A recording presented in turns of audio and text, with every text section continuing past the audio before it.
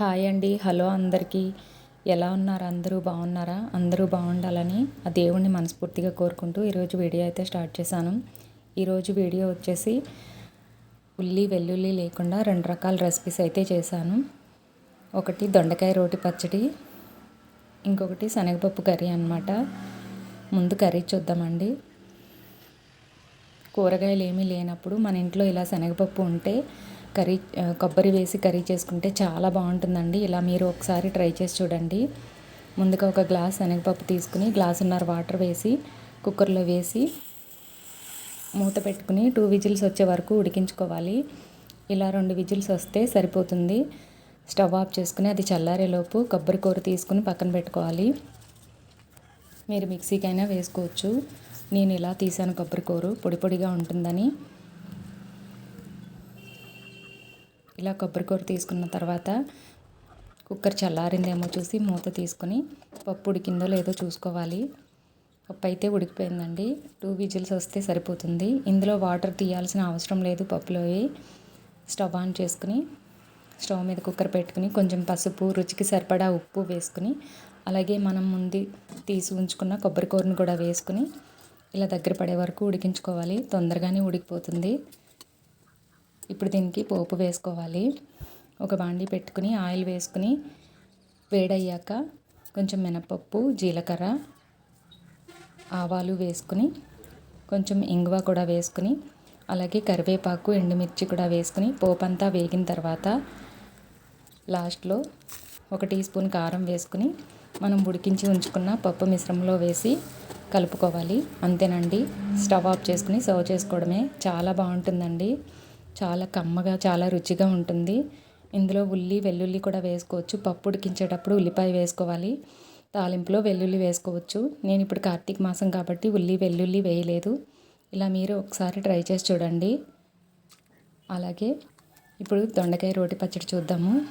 ఒక బాండీ పెట్టుకుని ఆయిల్ వేసుకుని వేడయ్యాక కొంచెం పల్లీలు, కొంచెం శనగపప్పు, కొంచెం మినప చెక్కు, జీలకర్ర, మెంతులు వేసుకుని ఇవి వేగిన తర్వాత ఒక 7-8 పచ్చిమిరపకాయలు తీసుకుని ముక్కలుగా కట్ చేసుకుని వేసుకుని ఇవి కూడా వేయించుకోవాలి. ఇవి వేగిన తర్వాత ఒక 5-6 ఎండుమిరపకాయలు ముక్కలుగా కట్ చేసుకుని వేసుకుని ఇవి కూడా వేయించుకోవాలి. లాస్ట్లో కరివేపాకు వేసుకుని ఈ పోపు అంతా తీసుకుని ఒక గిన్నెలో పక్కన ఉంచుకోవాలి.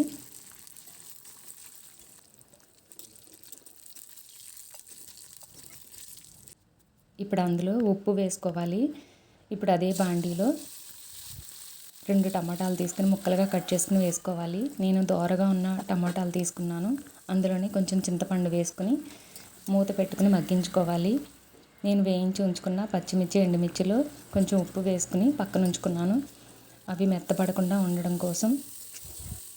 ఇప్పుడు ఈ టమాటా మగ్గిపోయింది. వేరొక ప్లేట్లోకి తీసుకుని అదే బాండీలో 1/4 కిలో దొండకాయలని ముక్కలుగా కట్ చేసుకుని వేసుకుని వేయించుకోవాలి.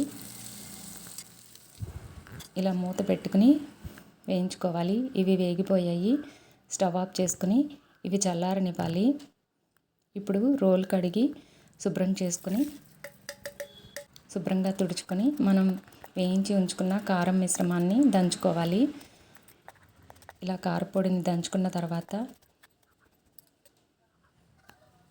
మనం ముందుగానే మగ్గించి ఉంచుకున్న టమాటా, చింతపండుని కూడా వేసుకుని ఇలా దంచుకొని ఇప్పుడు వేయించి ఉంచుకున్న దొండకాయ ముక్కలను కూడా వేసుకొని ఇలా కచ్చా పచ్చాగా దంచుకోవాలి. చాలా బాగుంటుందండి. మనం అన్నం అంతా ఈ పచ్చడితోనే తినేయచ్చు. అంత బాగుంటుంది. ఇందులో మీరు కావాలి అంటే ఉల్లిపాయ ముక్కలు కూడా వేసుకోవచ్చు. అలాగే పచ్చి వెల్లుల్లి ముక్కలు కూడా వేసుకుని దంచుకోవచ్చు. నేనైతే ఏమీ వేయలేదు. ఇప్పుడు పచ్చడి అంతా ఒక గిన్నెలోకి తీసుకుని పోపు వేసుకుందాము. పోపు వేసుకోకపోయినా బాగానే ఉంటుంది. ఇప్పుడు ఒక స్టవ్ మీద ఒక బాండీ పెట్టుకుని ఆయిల్ వేసుకుని వేడయ్యాక కొంచెం మినప చెక్కు, శనగపప్పు, జీలకర్ర, ఆవాలు, కరివేపాకు, ఎండుమిర్చి వేసుకుని అలాగే నేను పచ్చి దొండకాయ ముక్కలు వేసాను. పంటి కింద తగులుతూ ఉంటే బాగుంటాయని. లాస్ట్లో 2 టీ స్పూన్ల నువ్వులు కూడా వేసుకుని కొంచెం పసుపు వేసుకుని మనం నూరి ఉంచుకున్న పచ్చడి వేసుకుని కలుపుకొని సర్వ్ చేసుకోవడమేనండి. చాలా బాగుంటుంది. ఈ 2 రెసిపీస్ చాలా బాగుంటాయండి. మీరు ఒకసారి ట్రై చేసి చూడండి. చాలా టేస్టీగా వస్తాయి. చాలా బాగుంటాయండి. కార్తీక మాసంలో ఉల్లి వెల్లుల్లి లేకుండా ఈ రెసిపీస్ చేసుకోవచ్చు. చాలా బాగుంటాయండి. మీరు ఒకసారి ఇలా చూడండి, మీకు ఎలా వచ్చింది అనేది కామెంట్ చేయండి. అలాగే నచ్చితే లైక్ చేయండి. అలాగే మన ఛానల్ని సబ్స్క్రైబ్ చేసుకోండి. Please like, share and subscribe.